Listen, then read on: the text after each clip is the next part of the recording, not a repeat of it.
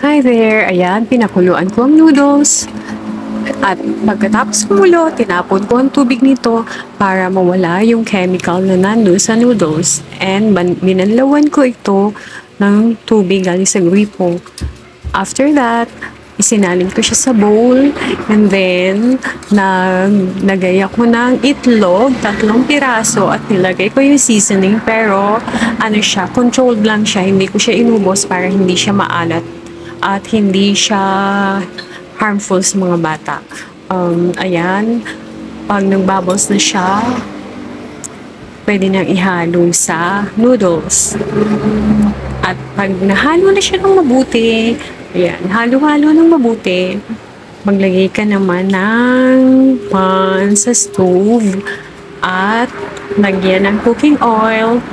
After that, pag mainit na yung pan, lagay mo na ang noodles. Magmumold na siya ng kusa kasi may egg siya.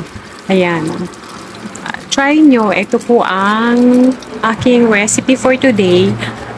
Tipid tips, tipid ulam para sa mga low budget moms at nagtitipid. Ayan. Pag medyo golden brown na siya, okay na siya. Ayan. Yummy, yummy. Sarap.